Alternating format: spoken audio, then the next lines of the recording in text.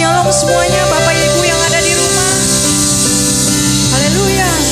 Mari sama-sama kita bangkit berdiri, kita bersorak-sorai buat Tuhan. Kita serukan nama Tuhan. Ya Tuhan Raja di atas segala raja. Amin. Haleluya.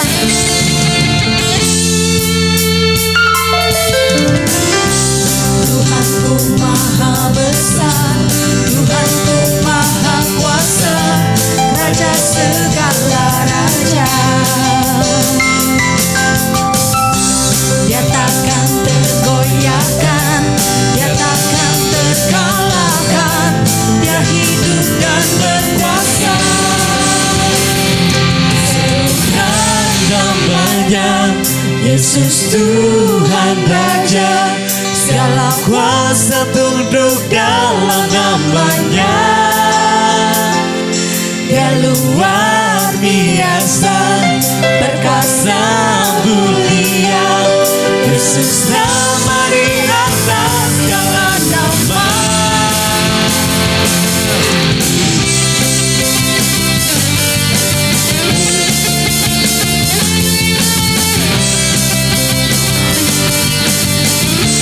Sekali lagi katakan, Tuhanku maha besar.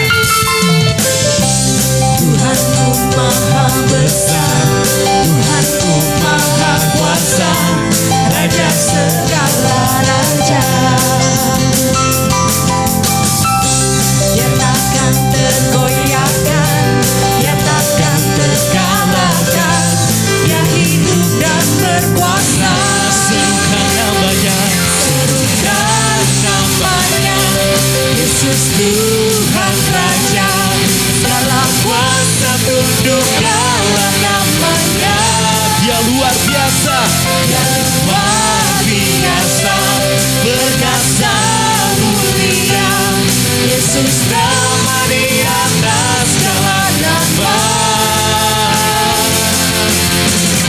musik memuji Tuhan.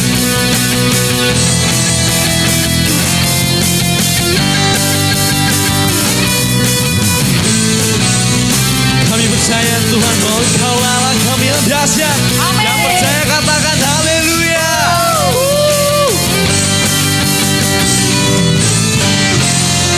Katakan serukan, Serukan namanya, Yesus Tuhan Raja, segala kuasa tunduk dalam namanya. Yesus kau luar biasa, Luar biasa, perkasa mulia, Yesus nama di atas segala nama. Serukan namanya, Yesus Tuhan Raja, segala kuasa tunduk dalam namanya. yang luar biasa, Yang luar biasa, perkasa mulia, Yesus nama di atas segala nama. Yesus, Yesus nama di atas segala nama. Sekali lagi, Yesus nama di atas segala nama.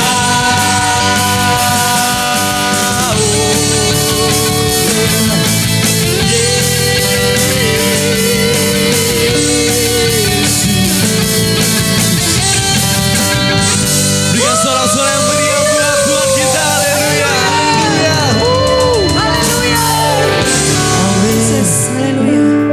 Mari sama-sama kita siapkan hati kita. Saudara yang ada di rumah,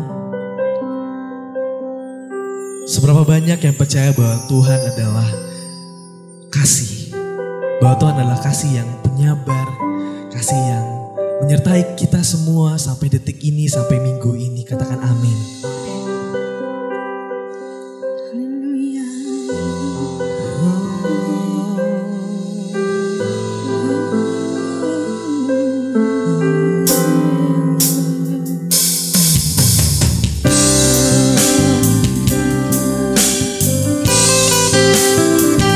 Kami sembah Yesus.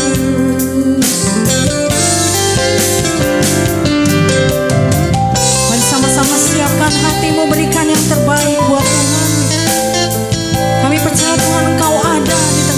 setiap kami, di tengah-tengah keluarga kami. Haleluya.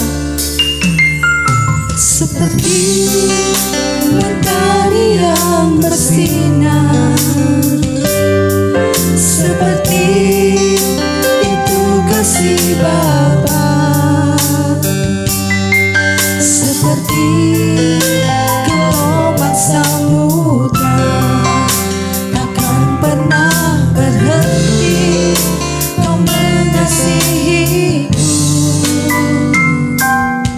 Seperti tingginya langit biru,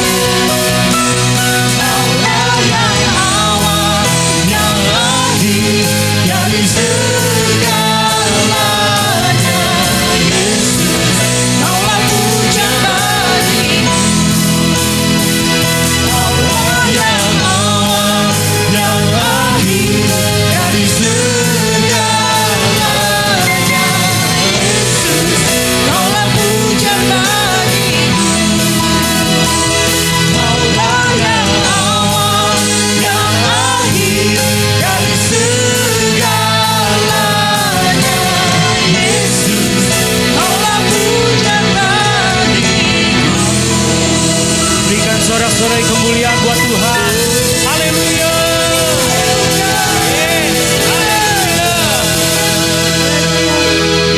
Terima kasih Tuhan Yesus, karena di pagi hari ini Engkau telah membangkitkan setiap iman percaya kami. Lewat pujian dan penyembahan, Tuhan melawat setiap kami Tuhan. Menyegarkan iman percaya kami, menguatkan iman kami kembali kepada janji Tuhan. Bahwa Tuhan tidak pernah meninggalkan setiap kami. Kasih setiamu selalu baru buat setiap kami. Terima kasih Bapa. Sebentar beberapa menit ke depan, kami menyerahkan pemberitaan firman ke dalam tangan-Mu. Urapi setiap kami, urapi juga hamba-Mu yang menyampaikan kebenaran firman-Mu. Biarlah Engkau memakai bibir lidah hamba-Mu untuk menyuarakan isi hati-Mu Tuhan. Terima kasih, kami mengucap syukur dan kami siap mendengarkan firman Tuhan. Dan kami juga siap melakukan kebenaran firman-Mu. Di dalam nama Tuhan Yesus Kristus, semua jemaat yang siap diberkati, mari bersama dengan saya kita berkata, amin. Berikan sorak-sorai kemuliaan buat Tuhan. Shalom semuanya, jemaat Tuhan yang dikasihi Tuhan. Baik IHK Taman Palem, IHK Bandung, IHK Kota, dan juga IHK Bogor, serta IHK International. Saya menyapa Anda dari tempat ini. Saya mengucapkan selamat pagi, selamat beribadah bersama dengan gereja IHK. Puji Tuhan, saudara-saudara yang dikasihi Tuhan, tidak terasa kita sudah memasuki bulan terakhir di tahun 2020. Dan kita bisa merasakan, walaupun di tengah pandemi, kita bisa merasakan bahwa kasih Tuhan memelihara kita. Amin. Nah saudara-saudara yang dikasihi Tuhan, di bulan Desember ini ada sebuah tema yang diberikan oleh gereja ini, gereja IHK, yaitu Unifying Love, atau kasih yang mempersatukan. Mari dengan cepat saya ajak saudara untuk membuka Alkitab saudara di kitab surat Rasul Paulus kepada jemaat Kolose, pasal yang ketiga ayat 12 sampai 14. Kolose pasal yang ketiga ayat 12 sampai ayat yang 14. Saya akan bacakan, saudara-saudara yang dikasihi Tuhan. Saudara-saudara yang di rumah silakan persiapkan Alkitab saudara dan mari sama-sama kita simak. Dan jangan lupa untuk menyediakan catatan. Ayat 12, karena itu sebagai orang-orang pilihan Allah yang dikuduskan dan dikasihinya, kenakanlah belas kasihan, kemurahan, kerendahan hati, kelemah lembutan, dan kesabaran. Sabarlah kamu seorang terhadap yang lain, dan ampunilah seorang akan yang lain. Apabila yang seorang menaruh dendam terhadap yang lain, sama seperti Tuhan telah mengampuni kamu, kamu perbuat jugalah demikian. Ayat 14 saudara-saudara, ini adalah ayat emasnya. Dan di atas semuanya itu, kenakanlah kasih sebagai pengikat yang mempersatukan dan menyempurnakan. Puji Tuhan saudara-saudara, ayat ini yang akan menjadi ayat bahasan kita sepanjang tahun 2020 di bulan Desember tepatnya. Yakni Unifying Love atau kasih yang mempersatukan kita. Saudara-saudara yang dikasihi Tuhan, saudara, saya mencari definisi tentang unifying love. Nah, apa itu unified? Ya, ternyata saudara-saudara saya menemukan unified atau bersatu itu di dalam definisi yang saya temukan seperti ini saudara-saudara. If someone unifies different things or parts, or if the things or parts unify, they are brought together to form one thing. Artinya saudara-saudara, jika seseorang menyatukan hal atau dua hal atau bagian yang berbeda saudara-saudara, digabungkan, di-unified ya, jadi benda itu akan bersatu dari dua menjadi satu dan membentuk satu hal yang baru saudara-saudara. Ini satu hal yang luar biasa dari sebuah kata yang namanya unified atau bersatu. Nah, kalau digabungkan, kasih yang mempersatukan atau unified love itu apa definisinya? Jadi itu cuman bersatu. Ini lebih luar biasa saudara-saudara. Unified love itu definisinya adalah saat kasih mempersatukan orang-orang yang tidak memiliki banyak kesamaan atau berbeda-beda Sekali lagi saya katakan, saat kasih mempersatukan banyak orang yang tidak memiliki banyak kesamaan alias beda-beda, saudara-saudara. Orangnya berbeda-beda. Tapi ketika kasih itu mempersatukan, mereka bekerja sama untuk mencapai sebuah tujuan dengan lebih cepat. Wow, ini sesuai banget dengan tema tahun 2020, yakni The Year of Acceleration. Bagaimana kita mengalami percepatan janji Tuhan digenapi di dalam kehidupan jemaat IHK, ya. Walaupun di tengah-tengah masa krisis, janji Tuhan tetap iya dan amin buat saudara dan saya. Yang percaya katakan amin. Yes, ya. Bagaimana caranya kita mengalami percepatan? Ternyata tidak lain tidak bukan tahun ini 2020 di bulan Desember, ya. Kita diberikan sebuah tema untuk menutup tahun ini, yakni Unifying Love. Kasih yang mempersatukan banyak orang, ya, yang berbeda-beda, ya.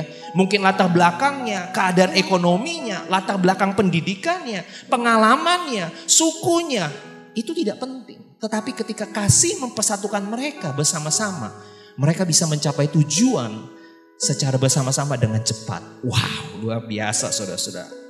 Satu makna yang luar biasa dari kata unifying love. Nah saudara-saudara, kita kembali ke dalam suratan Rasul Paulus kepada jemaatnya di Kolose.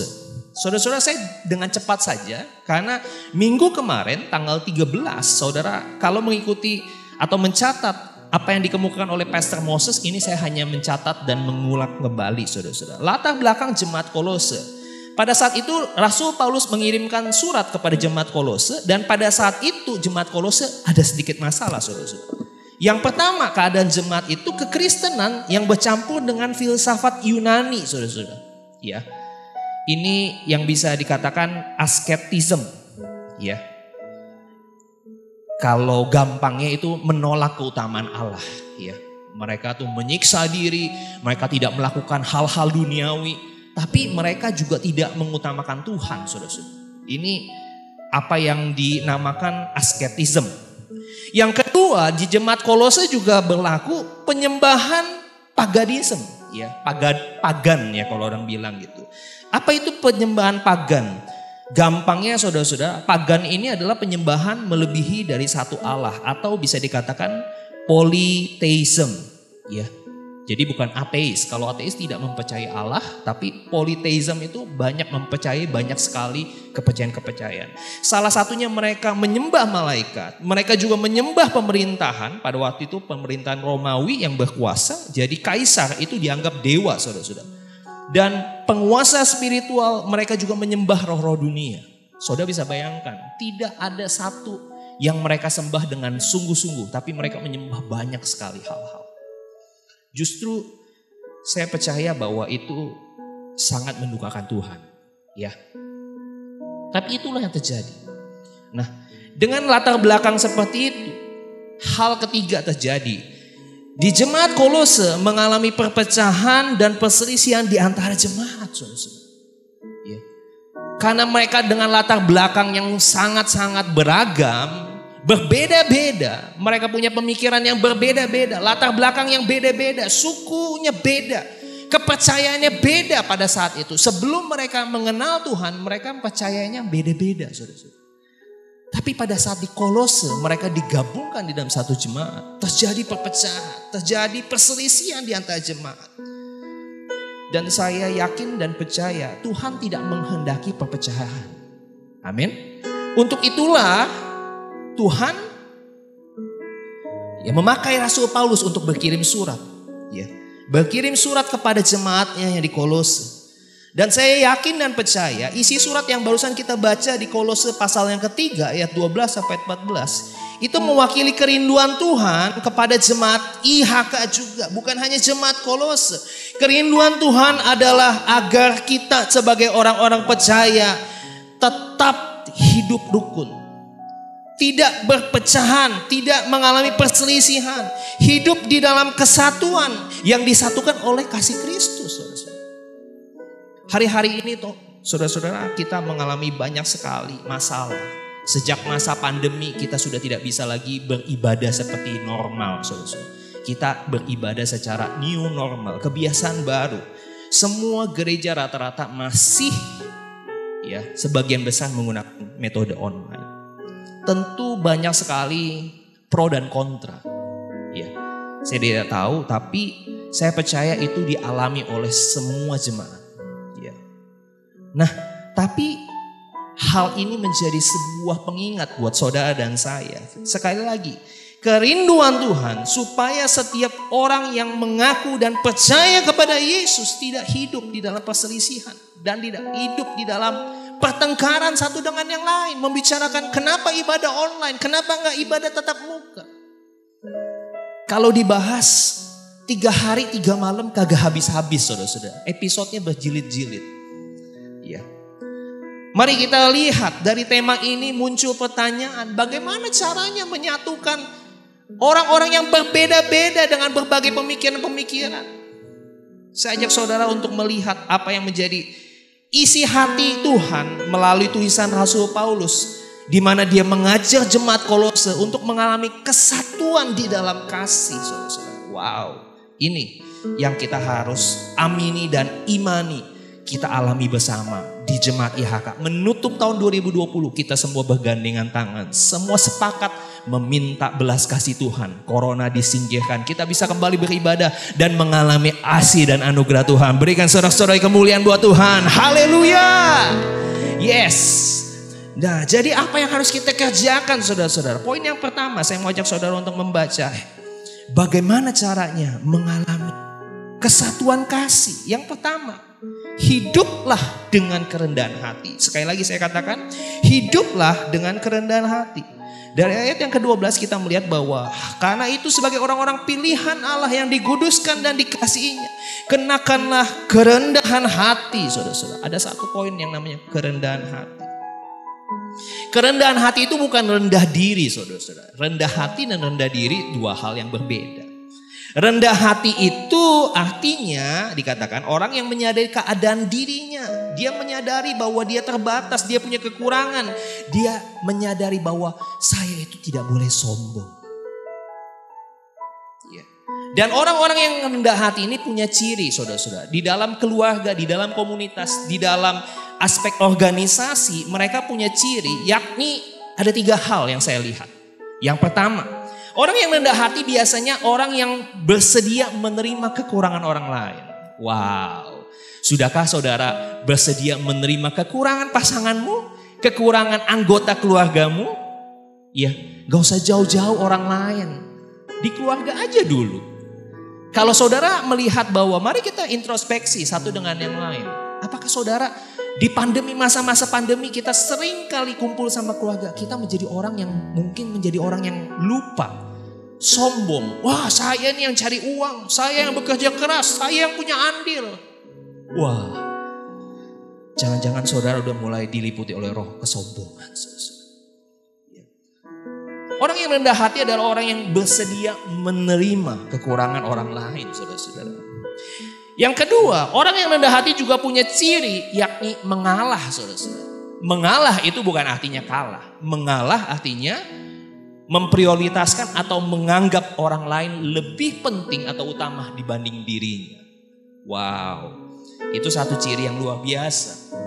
Dia bersedia untuk menurunkan egonya, harga dirinya, menganggap yang lain lebih utama. Wow, kalau orang di tengah-tengah keluarga, di tengah-tengah pelayanan, kalau orang ini dengan ciri seperti ini, saya yakin dan percaya pasti ada kerukunan. Di mana ada orang ini pasti ada damai. Amin.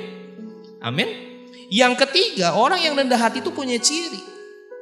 Orang ini selalu merasa dirinya tidak penting, orang lain lebih penting dari dirinya. Wow. Sekali lagi ya, orang rendah hati bukan rendah diri, ya. Tapi orang itu lebih memprioritaskan silahkan yang lain lebih duluan. Saya belakangan. Ya. Ini satu hal yang luar biasa, saudara-saudara. Berlaku di dalam pelayananmu, berlaku di dalam keluargamu, berlaku di dalam pekerjaanmu, berlaku di dalam bisnis dan usahamu. Ya. Nah, saudara-saudara dikasih Tuhan, saya mau bacakan kepada saudara. Kenapa banyak sekali terjadi pertengkaran? Kenapa terjadi banyak sekali sengketa di antara kita? Yakobus 4 ayat 1. Dari manakah datangnya sengketa dan pertengkaran di antara kamu? Bukankah datangnya dari hawa nafsumu yang saling berjuang di dalam tubuhmu? Saudara-saudara yang dikasihi Tuhan, firman Tuhan mencatat pertengkaran dan perselisihan itu datangnya selalu karena egois, saudara-saudara. Karena kepentingan diri sendiri. Kita gak bisa kontrol hawa nafsu kita. Kita gak bisa kontrol, gak bisa mengendalikan diri kita. Kita selalu tidak mau dengar pendapat orang. Maunya kita yang didengar orang. Nah, jangan-jangan kita udah merasa kita yang paling benar. Suara kita yang paling benar dah. Saudara-saudara,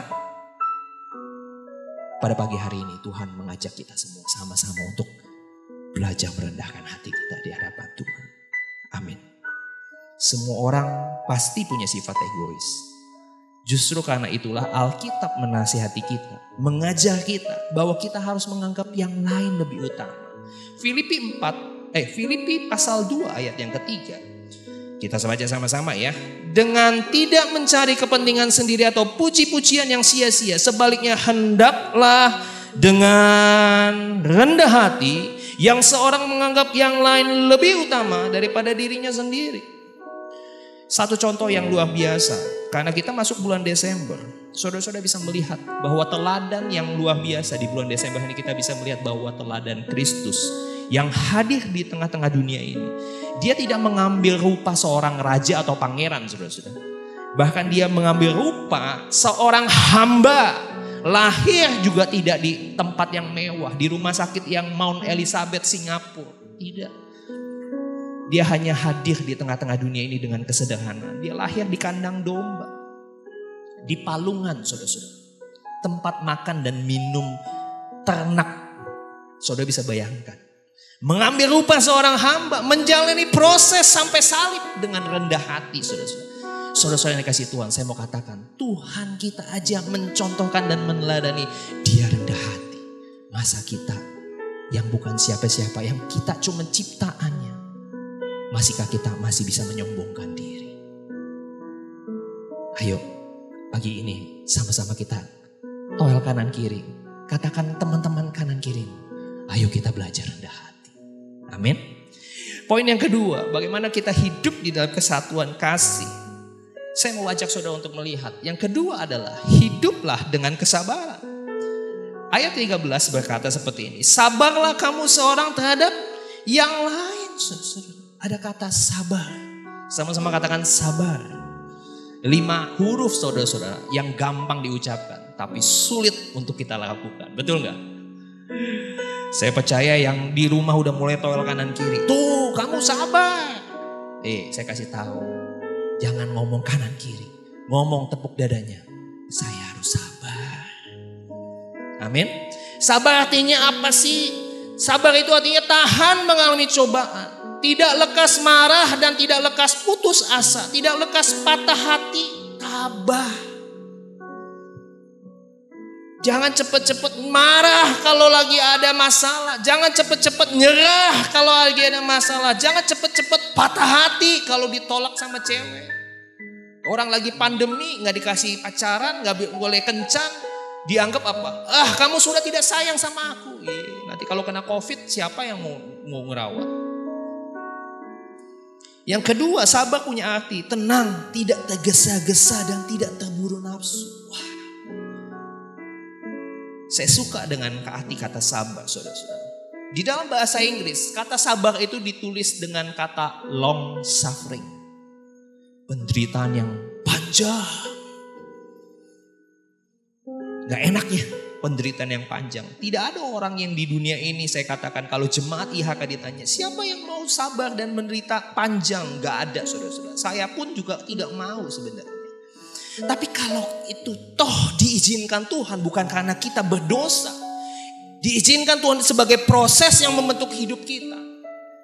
Tetap percaya kepada Tuhan. Nantikan dia. Saya percaya keluar dari proses itu, saudara akan menemukan Kanaan, negeri yang berlimpah susu dan madu. Untuk saudara nikmati. Amin. Sabarlah kamu terhadap yang lain. Sabar itu artinya panjang. Diumpamakan seperti dinamit yang sumbunya panjang, saudara-saudara. Saudara harus panjangkan sumbumu. Jangan sampai sumbu pendek. Sedikit-sedikit tersinggung, sedikit-sedikit marah, sedikit-sedikit kecewa. Masalah besar itu saudara-saudara sebenarnya kadang-kadang timbul karena dalam masalah kecil kita kurang sabar. Benar gak? Coba kita masalah kecil kita tenang, kita sabar, kita berdoa, cari hikmat Tuhan. Masalah kecil bisa ditiadakan. Betul gak? Amin. Kalau setiap hari kita mau belajar sabar, pasti ada damai. Pasti kita tidak berselisih. Pasti kita tidak bertengkar. Di tengah keluarga, kalau semua anggota keluarga belajar sabar. Di dalam masa-masa pandemi ini saya tahu sulit. Bukan saudara saja yang sulit. Satu isi dunia juga sulit saudara-saudara. Tapi toh saya tetap merasakan bahwa Tuhan melihara hidup saya. Melihara banyak sekali jemaat IHK. Bahkan di masa-masa krisis saya banyak melihat bagaimana Tuhan menolong dan menyatakan mujizat. Banyak sekali jemaat mengalami terobosan. Bisa membeli rumah di tengah-tengah masa krisis saudara-saudara. Bukankah itu satu hal yang luar biasa? Saya percaya seperti ada lagu. Kalau lain ditolong, saya juga ditolong Tuhan. Karena kita menyembah Tuhan yang sama. Apa yang membedakan kita dengan dia? Mungkin saudara belajarlah sabar. Mungkin sedikit lagi proses itu selesai dalam hidup. Saudara mendapatkan jawaban doa daripada Tuhan. Amin. Sekali lagi katakan sabar. Sabar dalam mendengar orang bicara. Sabar memberikan jawaban.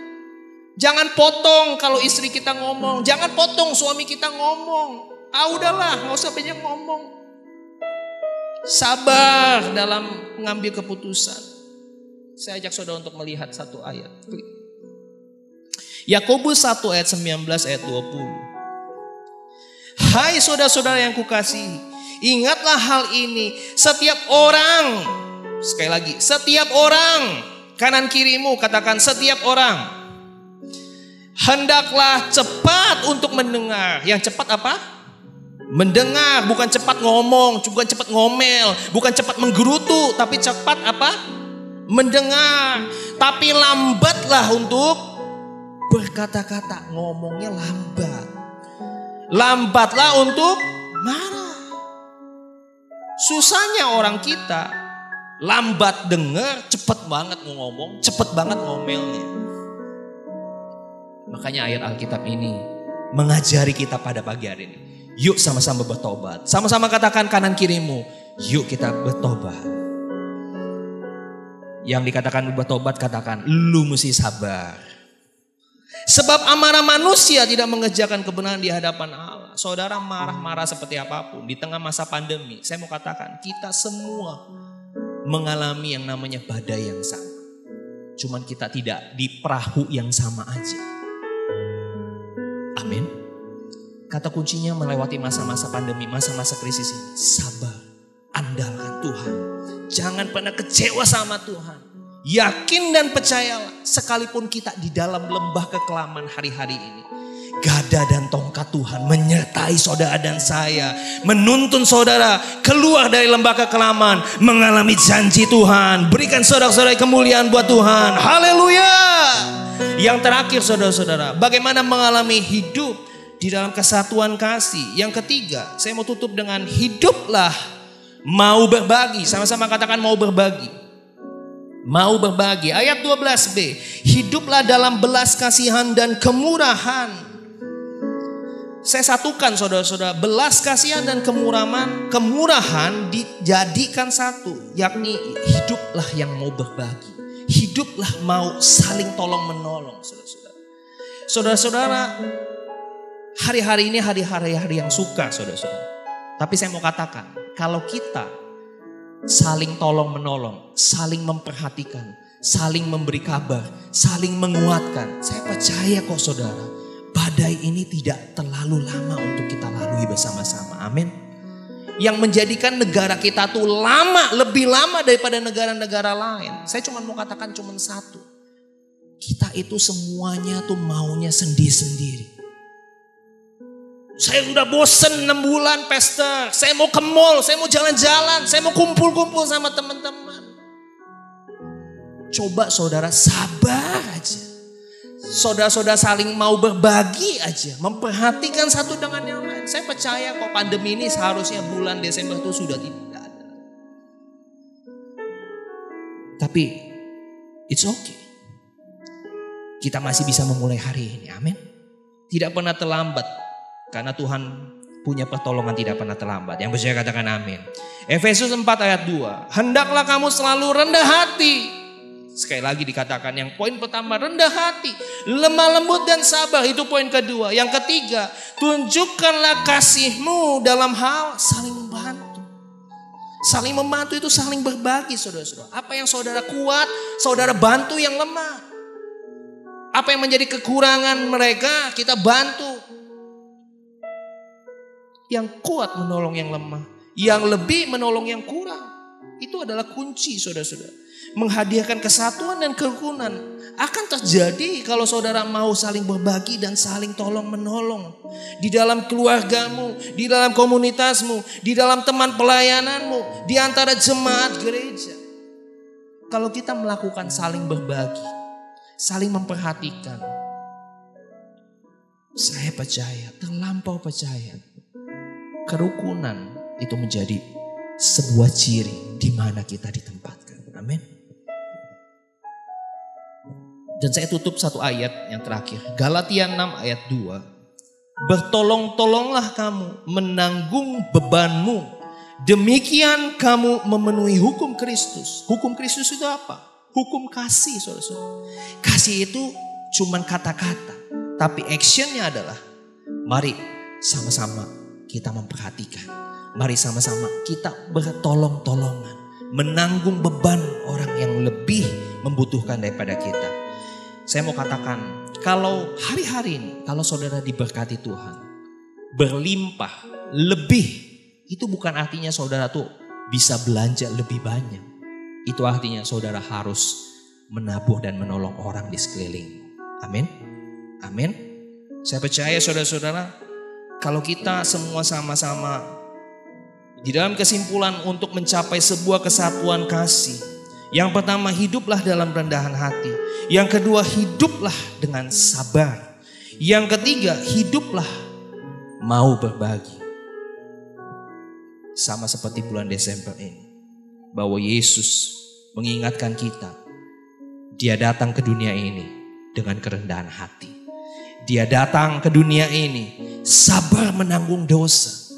Penderitaan yang bukan bagiannya, Dia tanggung semuanya. Karena Dia mengasihi saudara dan saya.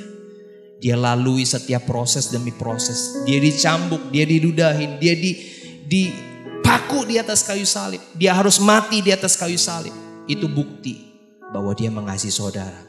Itu bukti bahwa Dia sabar menanggung setiap proses di dalam kehidupan.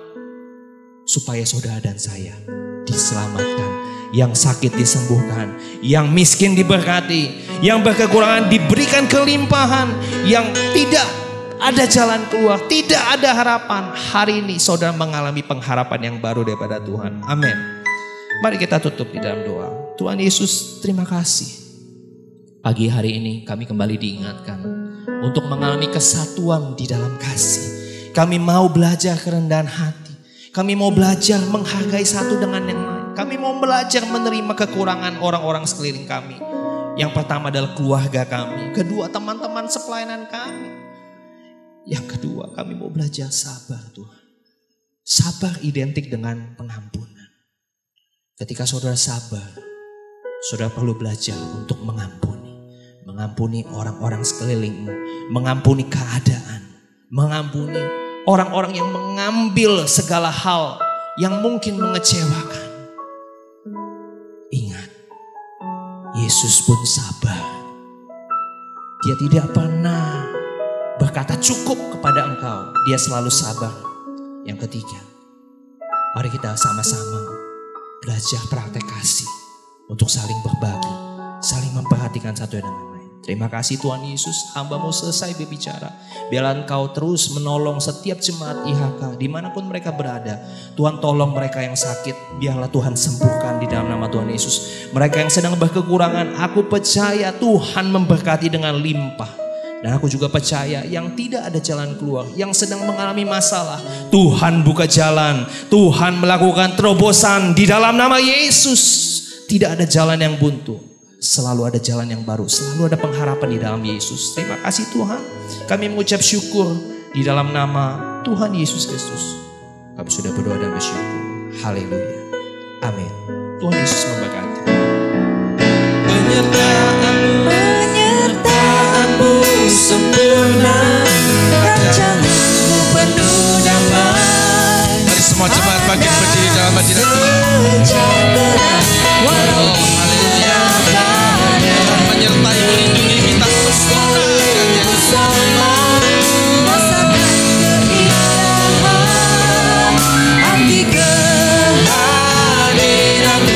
Sekali lagi katakan penyertaanmu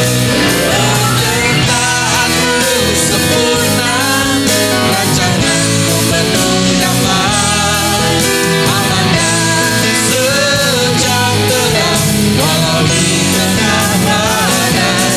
Inginku selalu bersama, rasakan keindahan. Arti kehadiranmu,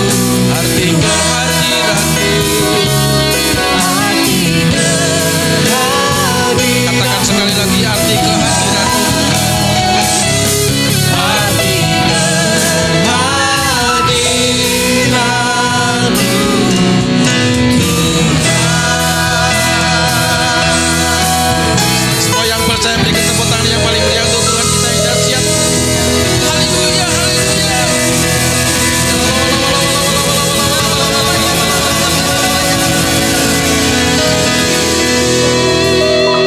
Kebaikan Tuhan terbukti, penyertaan Tuhan sempurna atas kami semua. Firman sudah kami dengarkan dan ajarkan kepada kami terus untuk kami bisa mengerjakan dalam kehidupan kami supaya hidup kami berhasil dan beruntung. Berkati Pastor Fendi Samsudin yang sudah Tuhan pakai menjadi saluran berkat bagi kami pagi hari ini, untuk kami supaya lebih dalam mencintai Tuhan. Di dalam Tuhan ada satu kasih yang dimana waktu kami mendapatkan kasih Tuhan, kami dipersatukan dengan yang lain, lalu kami menjadi saluran kasih bagi orang-orang yang membutuhkannya. Berkati beliau bersama dengan keluarga rumah tangganya.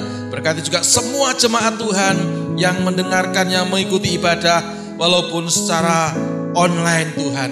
Terima kasih Bapa di surga, berkat melimpah atas kami semua.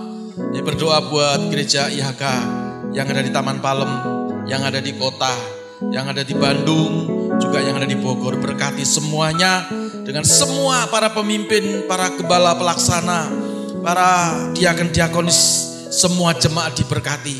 Kalau ada yang sakit, Tuhan sembuhkan dalam nama Yesus. Bila ada yang mengalami kekurangan, kami percaya dengan hikmat ilahi, maka dia akan sanggup dicukupkan dan mencukupkan kebutuhannya, lalu mujizat terjadi. Terima kasih Bapa di surga, kami bersyukur. Lindungi, jagai seluruh jemaat di mana berada. Kami juga berdoa buat bangsa negara kami Republik Indonesia. Mari Tuhan, Kau pimpin dan berkati para pemimpin-pemimpin kami, mulai dari presiden dan bersama dengan para menteri, juga anggota DPR MPR, baik itu yang ada di pusat maupun DPRD yang ada di daerah. Berkat Tuhan limpah, dan juga semua para pemimpin di negeri ini, supaya mereka takut akan Tuhan. Pada waktu takut akan Tuhan, dia mendapatkan lawatan kasih Tuhan, maka kami tidak lagi tercerai-berai, tapi kami dipersatukan dalam kasih, menikmati anugerah Tuhan. Terima kasih Bapa di surga, kami bersyukur, kami percaya berkat limpah atas kami. Sekarang kami akan menerima berkat-Mu ya Tuhan. Mari semua jemaat Tuhan, angkat kedua tanganmu tinggi-tinggi dalam hadirat Tuhan. Kita akan menerima berkat yang datang daripada Tuhan. Kekasih-kekasih Tuhan, jemaat IHK dimanapun engkau berada, sekarang terimalah berkat yang melimpah-limpah dari Allah Bapa, persekutuan dan kasih sayang dari Tuhan kita Yesus Kristus, penyertaan, penghiburan serta kuat kuasa dari Allah Roh Kudus, menuntun, menyertai, memberkati, bahkan menjadikan kita kepala dan bukan jadi ekor, naik terus dan tidak akan pernah turun, mulai sekarang bahkan sampai selama-lamanya. Demi Demi nama Tuhan Yesus Kristus kami sudah berdoa. Haleluya. Bersama dengan saya berkata, amin. Puji nama Tuhan. Selamat hari Minggu. Tuhan Yesus memberkati. Salam IHK.